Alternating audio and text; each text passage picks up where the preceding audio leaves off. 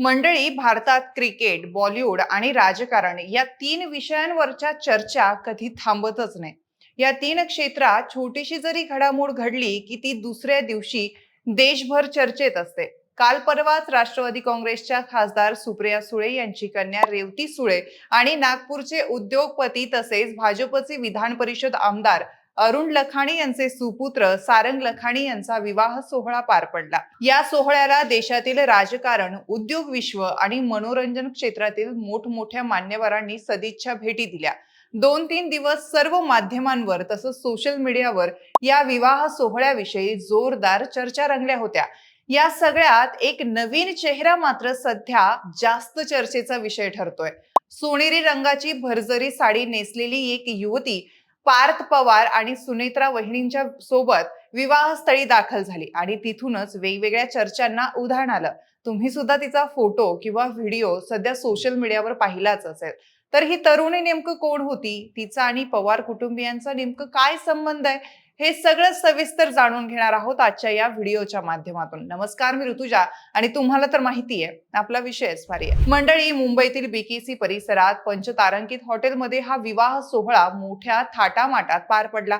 रेवती सुळे आणि नागपूरचे उद्योगपती अरुण लखानी यांचे सुपुत्र सारंग लखानी यांनी नव्या आयुष्याची सुरुवात केली. या लग्नाला देशभरातील राजकीय, औद्योगिक, क्रीडा आणि मनोरंजन क्षेत्रातील दिग्गज या सोहळ्याला उपस्थित होते. पण या सगळ्या गर्दीत एक चेहरा असा होता की ज्याने सगळ्यांचं लक्ष वेधून घेतलं.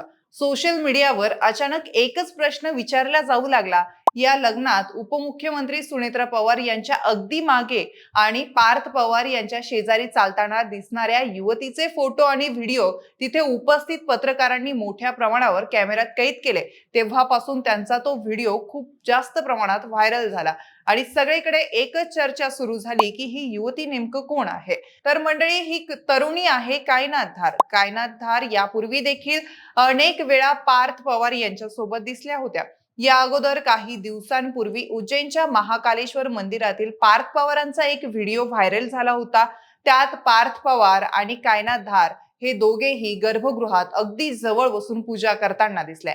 त्यावेळी पारंपरिक कपड्यांमध्ये असलेल्या कायनाथ यांच्या गळ्यात महाकालची माळ होती. या दर्शनानंतर मीडियामध्ये त्यांच्या नावाची चर्चा चांगलीच सुरू झाली होती. अनेकदा मुंबई आणि दिल्लीत जेव्हा पवार कुटुंबाचे खासगी कौटुंबिक गेट टुगेदर किंवा महत्वाचे कार्यक्रम असतात, तेव्हा कायनाथ त्यांच्या सोबत उपस्थित असते. दिवंगत नेते अजित पवार यांच्या शोक सभेलाही त्यांनी पार्थ पवार यांच्या सोबत हजेरी लावली होती. त्यावरून या कुटुंबाच्या सुखदुःखात सामील असणाऱ्या व्यक्ती कोण आहेत, असे प्रश्न विचारले जाऊ लागलेत.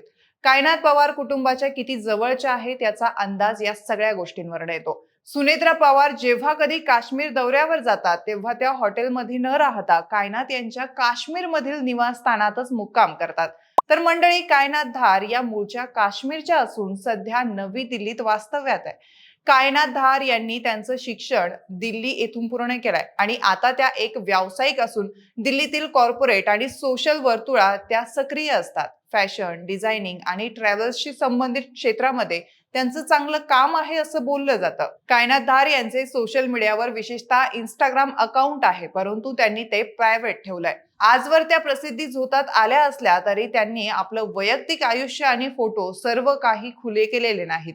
त्यांच्या इंस्टाग्रामवर फार जास्त फॉलोअर्स नसून केवळ त्यांचे जवळचे मित्र, कुटुंबीय आणि पवार कुटुंबातील सदस्य त्यांना फॉलो करतात. मीडियामध्ये त्यांच्या आणि पार्थ पवार यांच्या मैत्रीची खूप चर्चा रंगली आहे.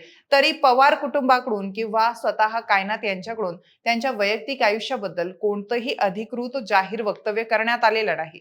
त्यामुळे सोशल मीडियावर अनेक तर्कवितर्कांना उधाण आलंय. काही जण मैत्रीचं नातं असल्याचं म्हणताय, तर काही जण वेगळे अंदाज लावतायत. मात्र अधिकृत माहिती नसताना कोणत्याही निष्कर्षापर्यंत पोहोचणं योग्य ठरणार नाही. दुसरीकडे या विवाह सोहळ्यात काँग्रेसच्या खासदार प्रणिती शिंदे यांची देखील जोरदार चर्चा झाली. मोरपंखी रंगाची भरजरी साडी, साधा आणि आकर्षक मेकअप आणि ग्लॅमरस लुक यामुळे त्या सोशल मीडियावर चर्चेचा विषय ठरल्या. लग्नातील अनेक फोटो आणि व्हिडिओ आता मोठ्या प्रमाणात व्हायरल होत आहेत. आता प्रश्न असा आहे की शरद पवार यांची नात आणि सुप्रिया सुळे यांच्या मुलीचं लग्न असेल तर त्यात भव्यतेची कमतरता असणार तरी कशी. या सोहळ्यात अनेक मोठमोठ्या व्यक्तींनी उपस्थिती लावली. उद्योग विश्वातील 2 मोठी नावं देखील या लग्नात दिसले. त्यामुळे हा विवाह सोहळा एका राष्ट्रीय स्तरातील प्रतिष्ठित कार्यक्रमात बदलला. संगीत समारंभात बॉलिवूडचा बादशाह शाहरुख खानने केलेला डान्स त्यामुळे रंगत आली. राजकारण, उद्योग विश्व आणि मनोरंजन क्षेत्र अशा तिन्ही क्षेत्राचा संगम एका मंचावर पाहायला मिळाला. या सगळ्या गडबडीत आणखीन एक गोष्ट लोकांच्या नजरेतून सुटली नाही, ती म्हणजे सुप्रिया सुळे यांचा आनंद. लेकीच्या लग्नात त्या प्रत्येक पाहुण्यांचं स्वतः स्वागत करताना दिसल्या. आजोबा शरद पवार यांनी खास फेटा बांधला होता आणि त्यांचा तो भारदस्त लुक ही चर्चेत होता.